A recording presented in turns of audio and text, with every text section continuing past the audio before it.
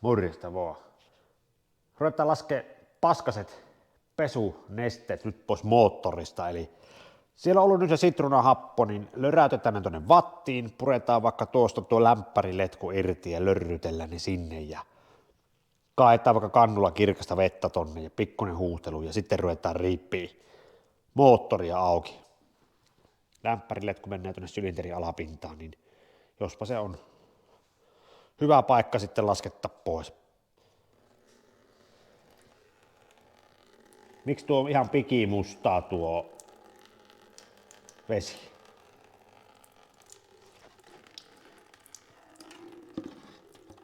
Onko täällä öljyä vai onko se vaan tuota ruosteen paskan liotusjuttua? Tuo pitää kun pönkkö panna alle, tuo lentelee lattiota. Se on niinku paksua kahvia.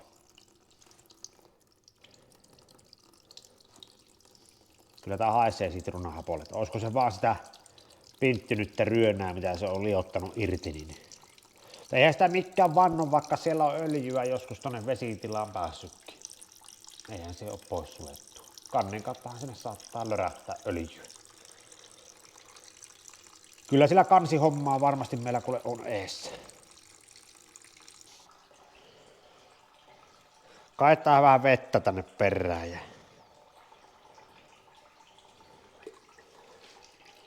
huuhellaan.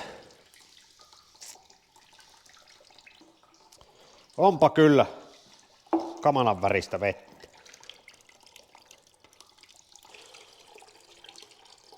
Nyt niin kun kirkastuu tuo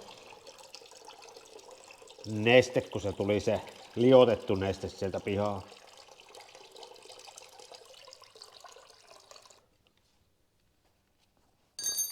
Mä tipahti ne muttarit.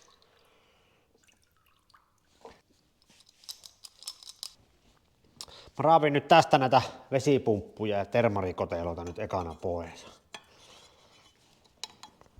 Ja uusi vesipumppu on niin halpa, että minä ostan tähän tarvikevesipumpun.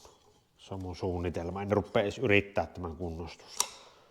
Katsotaan sitten sitä uutta pumppua, kunhan mä oon tilannut ja mistä on tilannut. Niin näette sen sitten se hinnan sillä.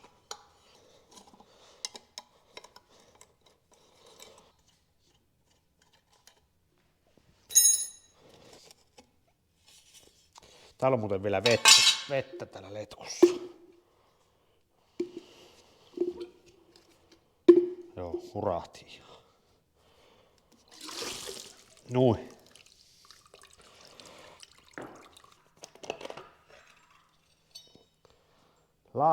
Laatturi pitää ruveta kunnostamaan. Sitä minä en vain.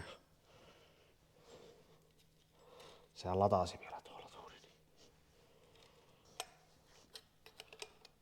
Nyt.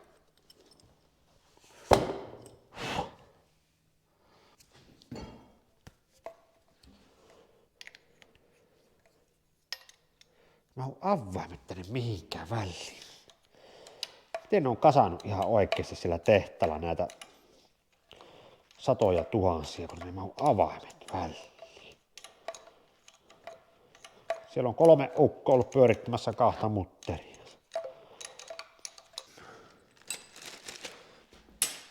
Imusarja kaasuvipu hommanit tuonne minikrippi. Nyt pitäisi tämä boksin tästä lähteä irti, jos lähtee.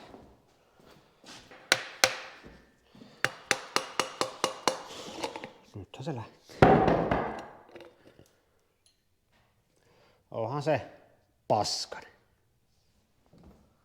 Ihan on tämmössä tervassa. Toki kun tänne ruiskutellaan polttoöljyä tänne liekkihehkuun, niin totta kai se vettää mustaksi tuo, kun siellä pallaa tuli tuolla.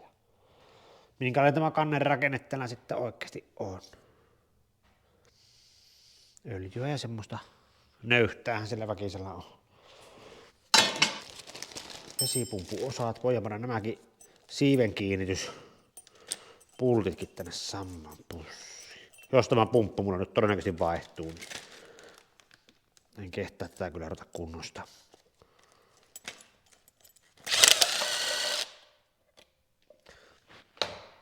Onko täällä messinkinen tiiviste täällä takaa?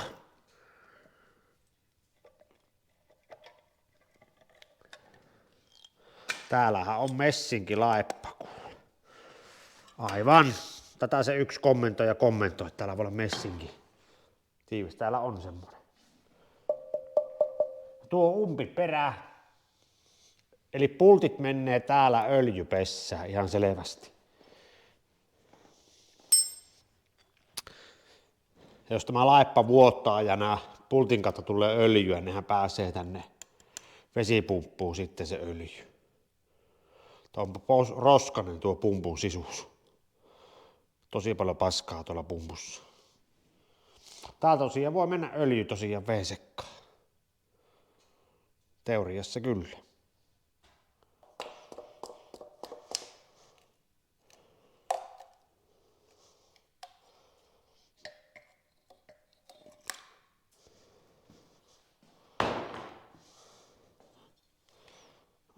Vettä vähän sitä.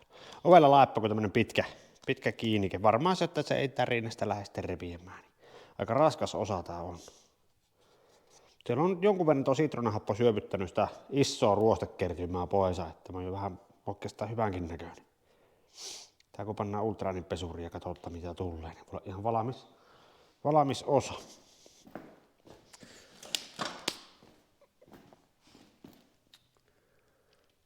Tämä on ihan katastrofaalinen tämä kannen, nämä kanavat täällä. Osittain on se happokin vähän kristallisoitunut tuonne. Tää on niinku ihan tukossa melkein nämä kanavat täältä. Ei perhana.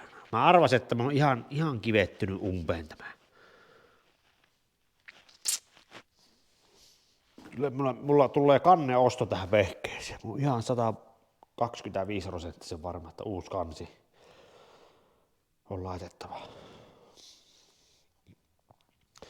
Tää on niinku melkein ummessa täällä. Suuttimien syöttöputket auki.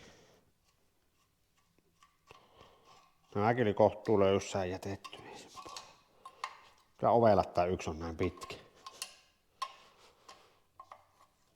Täällä on vissiin nämä kolmiot on niitä esikammioita. Niitäkin alla on tiivisteet muistaakseni. Ja mä en tiedä kuuluuko nämä esikammioiden hatut, ne on aika paksuja, mutta niitäkin oli myytävänä sitten varaosana. Eli se saattaa olla kuluva osa. Tuo voisi tuon hukkaputken tuosta ottaa pois, mikä menee polttoainetankkiin. Ylivuotoputki, tai miksi sitä nyt sanotaankaan. Se menee tankkiin.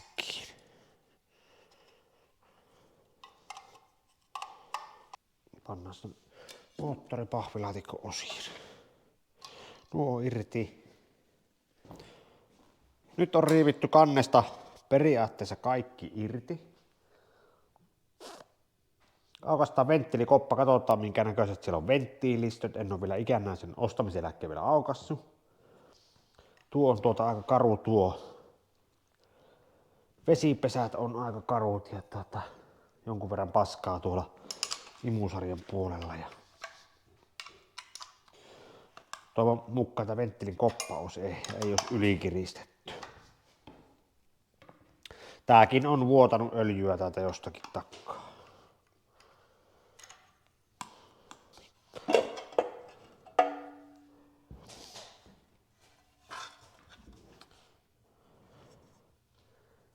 Korkkitiivise siellä on. Kovettunut ja kuollut ihan selkeästi. Täältä se on näköjään vuotanut öljyä, ihan näkee selkeästi. Ei tänäkään ruostenne ole täältä. Tässäkin on nämä kannen mutterit täällä painajavivustojen tai venttiilivivustojen alla, niin tää pitää aina ottaa näköjään poikkeen, kun kiristää kantta. Samana kuin Valametissa.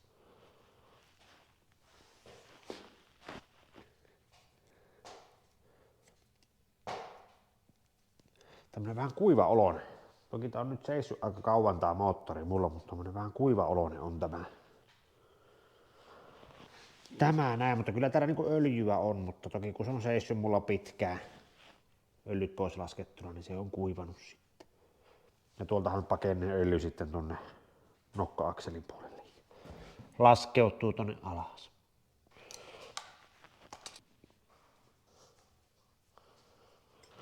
Mutta mutterit. Sitten täällä menee se öljyputki. Irrottaa, koska se öljyputki tulee tämän mukana sitten pois. Ei lähdetä väkivalloin sitä repimään. Mikä avain tänne pitää olla? 7,16. Tuo lähti tuolta tuo. Täältä sitten luiskahtaa irti tämä systeemi. Onko tämä vaan tälle, että on vähän jumissa tämä täällä. Saisiko sitä houkuteltua mistään? Puskatas vaan väärillä isosti. Ei se vaan sieltä tule. Luiskahtaa pois. Tuolla on se putki vaan tuonne topi öljyn tänne.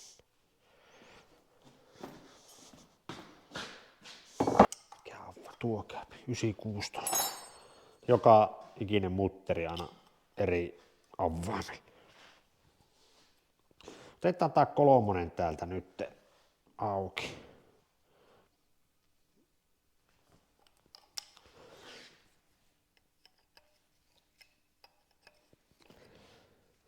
Ja näiden suutin kiinnitys pinnapultit, ne on pinnapultteja, ne on kannen kiinnitysmutterit on tuolla alla. Se on yhdistetty kannen kiinnitysmuttereihin. Sen verran naftitaan kannen pinta-ala tässä. Että jos kannen nostaa pois, niin nämä pitää nostaa näköjään irti. Tai me kannen irrotukselta ei nyt vältytä, jos me halutaan tämä moottori lähtisi käymään. Niin likainen on tuolta, että pitää ne venttiilitkin nähdä tuolta, että minkälaiset ne on ja sylintereiden pinnat nähdä tuolta.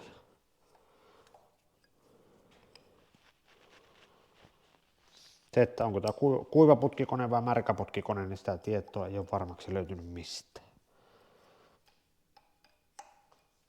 Monet foorumit sitä kyselee ja monet foorumit siihen vastaa. Niin vastaukset on 50-50. Toiset sanoo, että on märkä ja toiset sanoo, että on kuiva. Ei kukaan tunnu tietää. Se on kyllä ovella. Ei edes englantilaiset foorumit osaa vastata kysymykseen.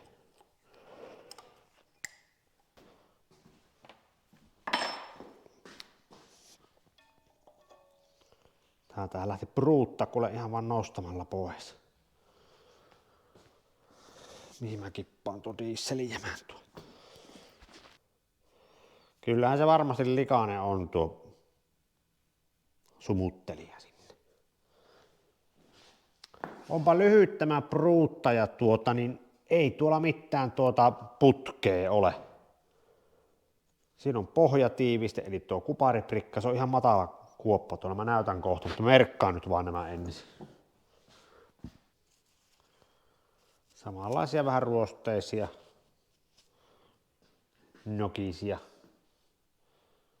Ei sen kumman pituista nämmittä. Sitä piti vaan nitkuttaa, kun tuolla on tosi paljon törkyä välissä. Se jumittaa tuolla. Nyt se löysä sieltä, kun aikansa nitkutteli. Se on vaan sitä liejusta jumissa. Joo, veikkaat siinä. Tosiaan täällä on joku öljynpainen jutska, varmaan on tämä näin. Se tulee tuonne.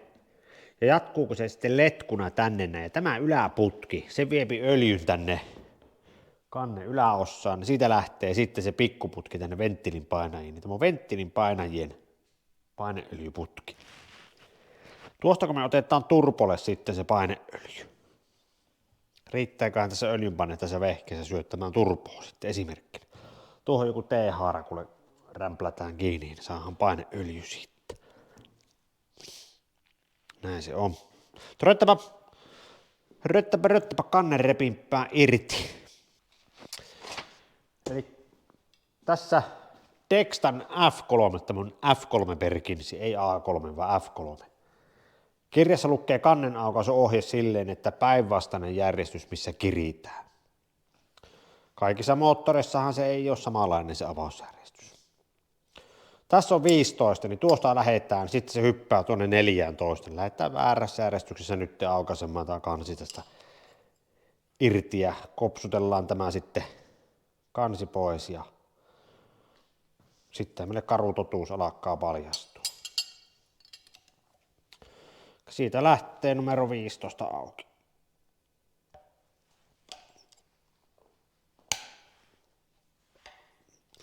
Tuli tuo 15 mutteri vähän löysähkö.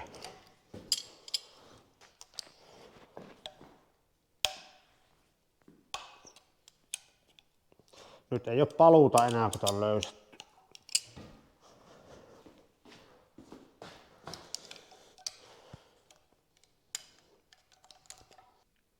Vitonen on sitten tuolla tuolla. Hyllysä.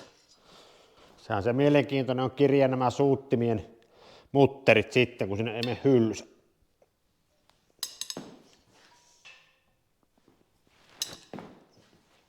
Nelonen. Sitten hyppää tuonne. Tänne on 3 ja 2. Ja vielä viimeinen 1. Se on tuolla keskellä.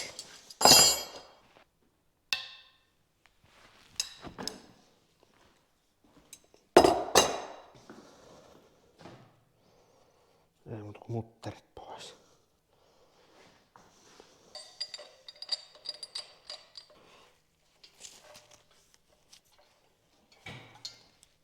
Se on siinä.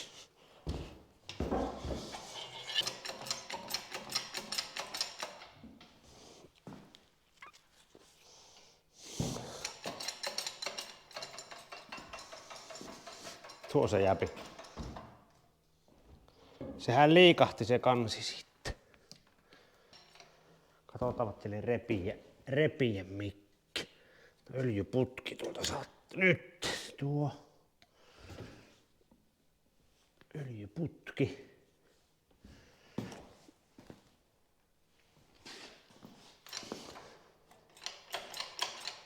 Katsotaan, miten nämä venttiilin paineet täältä liikkuu. Eikö ne tule tämän kannen mukana nämä venttiilin nostajat tuolta? Nokka-akselle sitten painuu tuolta nuo. Ne tulee mukana tuossa. Näin nuo putket. Tärkeää pitää ottaa irti tuolta nuo. Nää pitää löytää. Nää pitää ottaa täältä irti. Tai ei me tarvitse irti ottaa, kun löyhätään ne noin.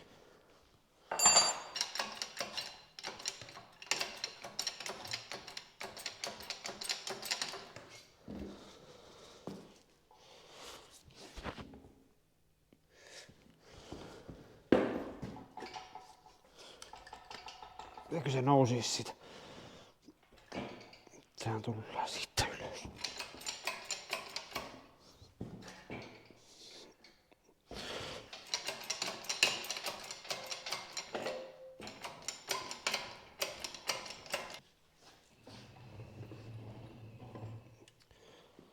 Semmonen ilmestys täältä siis. Tänne vähän karahti roskaa tosta jostakin. Roskaa sitä karahti. Siinä on nokka-akseli ja tukossa oleva kanava. Siellä on ruostekertymätä ollut.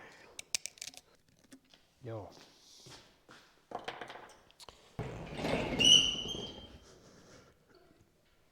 Tämä on kevyt. En tiedä näkeekö siitä mitään, vaan tämän näköinen kuparitiivise siellä on. Ja tiiviste tulee sitten ihan tähän sylinteriporauksen kylkeen kiinni. Täällä ei ole semmoista liparetta. Se sylinteriputki ei tule niin koholle tuota lohkosta niin kuin monessa muussa moottorissa tulee. No sittenköhän tämä nätisi irti nämä tiiviste tästä.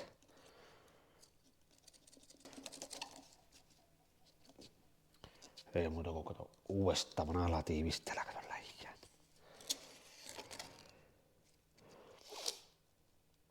Se on vaan kuparia, tämmönen laminoitu kupari. Koostuu 2 levyistä näkyy olevan. lähtee irti toisistaan. Likainenhan se on. Ei täällä kannentiivistä niin semmoista palanneelta näytä ja sitten ei ainakaan vielä näytä paskaa paljon, niin ei näy semmoisia vesikanavasyöpymiä niin kuin on kuulemma joihinkin perkisseihin on tullut. Ja tässä näkee tuo putki, niin se on ohutseinämäinen ja se on ihan tasallaan tämän sylinterilohkon kanssa tuo putki. Ei jostain olaketta siinä. Ei tuo nokka nyt niin pahalle tässä äkikseltä paskan sijasta katsottuna näytä. Kyllä se varmaan ihan hyvä vielä. Tosiaan tässä nyt heti huomaa, kun tuossa vähän präkkelänä hankasin, niin sillä minun 5-6 valametissa oli sama ilmiö. Eli tämä venttiilinokan reuna, missä ei ole pultteja, niin tämä kuuluu kaltevaksi. Tässäkin huomaa heti sormella, että mä oon mennyt vähän niin kuin tälleen niin kuin pyöreäksi tuo reuna. En tiedä mikä ilmiö sen sitten tekee, että se pikkusen niin kuin rupeaa mukaan niin kuin kulumaan tuo lohkon pinta siitä. Vaikka tuossa ei ruostetakaan ollut. Tähän voi joutua jonkunlaisen kevyen kivihionan tälle teetä tälle sylinterin pinnalla. Ja sitten jos sitä hioo liikaa, niin totta kai sitten uusia mäntiä jos vaihtaa tai vanhojakin, niin voi joutua vähän sorvaa lyhyemmäksi. Tuo reikä niin on sanotaan useita prosentteja lähtenyt ruostumaan niin kuin umpeen. Se oli se Jusapen kommentti muuten hyvä siitä sitruunahaposta. En muistanut itse kertaakaan sitä ottanut sanoa, niin tosiaan jos pitää vaikka viikon sitä happoa tuolla, niin se rupeaa kiteytymään se happo. Se on ovela ilmiö siinä, niin ei kannata viikkoa liottaa. Mulla oli nytten 4. päivää ne hapot. Vielä ei ole kerennyt pahasti tänne kiteytyä. Eli se alkaa olla se maksimiaika se semmoinen 3-4 päivää. Mielellään 2 päivää. Tuli tosi hyvä kommentti Jusapelta, että varokaa sen sitruunan kanssa, että se rupeaa kiteytymään. Ruostetta on. Sitä kyllä riittää. Sitten tämä venttiili. Vähän likainenhan tuo tuossa näyttäisi olevan, mutta ei pahakka on niin päältä päin katsottuna.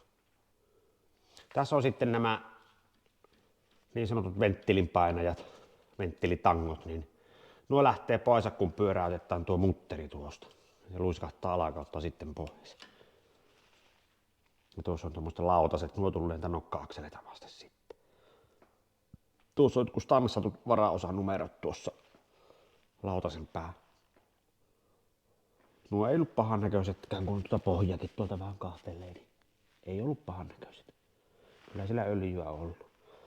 Tuota kannen rakenne kyllä ovella, kun tuolla on tommosia torneja aivan hirviä määrä tuolla kannen sisällä. Miettikää, miten tämä on pystytty aikanaan valaamaan. Tämmönen kansi. 50-luvulla, 60-luvulla. Ja tuosta menee sitten imuilma ja sitten tulee se kun liekki. Sen mukana menee tänne polttoainetta, niin se menee mustaksi sitten tuo pesä tuolla. Mutta tuolta, miettikää miten se ilma tuolta sitten eksyy tonne sylinteriin tuommoisen torniviidakon läpi. Todella ovella tuo kansi. Ilman kun se lähtee, niin huonosti käymään, kun siellä on tommosia haitta-esineitä välissä. Ja siinä on sitten ne suuttimen eli pruuttien pesät. Nämä on tosiaan tämmöiset matalat pesät ja siellä ei ole semmoista jäähdettävää suutin putkea niin kuin oli siinä Linnanvuoren moottorissa. Ja tuolta läpän takkaa sitten menee, eli tuolta se sekoituskammio. Eli sinne tulee sitä ilmaa ja polttoainetta ja sieltä mennään sitten sylinteriin. Mutta pannaanpa tuo toisinpäin ja katsotaan, minkälaiset venttiilit siellä on. Tästä niin kuin päälle päin näitä venttiilijousia, niin en tiedä onko nämä löysät vai ei, mutta ei nämä kovin tiukatkaan on nämä venttiilijouset. Se on yllättävänkin löysäoloiset jouset, mutta ne on vaan minun omaa fiilinkiä nyt, kun tuossa vähän painelin niitä. Varotaan näitä murikoita, mutta nämä on ihan silleen oloset, eikä täällä ole pahoja kuoppiakaan täällä. Nämä kannattaa nyt numeroida, että nämä ei mene sekaisin. Tää on kevyt tämä kansi. Pannaanpa se varovasti siihen. Tuota nyt näkee tuota ruosteen määrää, niin se on täällä kannessa aika vahva tuo ruoste. Nyt kun on kuivunut se meidän se happovesi tuolta, tai tavallinen vesi kun huuheltiin, niin poisan, niin paljastuu. Ei se sitruunahappo ole saanut sieltä juurikaan irti. Sitä on niin paljon siellä. Voihan venttiilit. Onpa syvällä. Ykkösen vena tosi syvällä. Tuokin on aika syvällä. Kakkosen tuo venttiili on tosi syvällä. Kolmospytyn venttiilit on vielä, sanotaan heti itse silmämääräisesti, niin ei ole painunut, mutta tuo on painunut ja nuo on painunut melko syvällä. Kirjassa sanotaan, että 3,55 milliä venttiilin painuminen tästä sylinterikannen pinnasta, niin sitten pitää ruveta tekemään vähintään venttiilityöt tai kannen kunnostus. Mulla ei nyt semmoista kunnollista mittaria ole, niin katsotaanpa työntömitalla muutamasta kohdasta. 3,37 milliä, melko syvällä. Varmasti vaatii toimenpiteitä. 3,54 milliä. Tuo ykkösen tämä venttiili. En tiedä, onko se pakoventtiili tuo. Tuo on jo vaihto-operaatio kunnossa. 3,54. 3,32. No vähän kallellaankin nämä venttiilit täällä. 3,14. 2,68. Melkein milli alkaa olla väliä sitten noissa, mitkä on painahtanut sisälle tuon. Kohtuu huonossa kunnossa tuo kansi on. Tosi se on kunnostettavissa, ei siinä mitään, kun saa ruosteet pois ja koneistuttaa sinne uudet venttiilit. Seetittäminen en usko, että onnistuu. Tämä on niin lähellä tätä sylinterin tiivistepintaa tämä venttiililautanen, että tuohon uuden seetin rakentaminen, niin siitä ei välttämättä enää tule hyvä kansi. Näin mä itse veikkaan. Niinhän se oli se Valametin moottorikin, koska siinä venttiililautanen menee lähelle sylinteriputken tiivistyspintaa siihen kannen tiivisteen tänne rajalle, niin koneistamossa sanoi, että seetittäminen ei oikein onnistu. Siitä ei tule hyvä. Mielipiteitä on varmaan siihenkin liittyen, että uusi kansi maksaa 250. Sinne tarvii vaihtaa vain nämä venttiilin painajat. Sitten nämä päätylaput ehkä joutuu tänne kammioon kiinnittämään tästä. Sitten näitä kiinnitysremmeleitä joutuu kiinnittämään, öljyputkeen joutuu kiinnittämään. Niin periaatteessa tuota ei kannata edes kunnostaa, kun ostaa sen tarvikekannen 250. Niin tulee halvemmaksi. Tuo kannen kunnostaminen maksaa tuplasti enempi, melkein tuplasti enempi. Mutta kyllä me tätä sylinterilohkoista miettiä, käytetäänkö tätä moottorikoneistamolla pienessä hionnassa ja katsotaan nämä sylinteriputket sitten, mitä niille tehdään. Mutta otetaan osa kakkonen, puretaan osa kakkosessa sitten tuo sylinterilohko irti. Jakopää auki, öljypohja pois, syöttöpumppu on helppo irrottaa, siinä ei ole kauaa nokka tuhise. Tuo pitää tuo hihnapyörä pikkusen opiskella, miten tämä irrotetaan tämä erikoismutteri tuolta. Ja sittenhän siellä vaihelaatikkoa vasten on se naru tiivistetty tuolla kampiakselin päässä. Ja jos sen vaihtaa tavalliseksi Stefaksi, niin kuin jo kerran suositeltiin yhdessä kommentissa, niin se maksaa 100 € se Stefa-sarja tuonne kampiakselin päähän. Se on aika arvokas. Mutta jatketaan seuraavassa osassa, kun puretaan sylinteri irti. Katsotaan sitten, minkä näköinen se on. Sekin ruosteen hankaaminen, niin vähän ruveta suunnittelemaan sitä. Se on moro.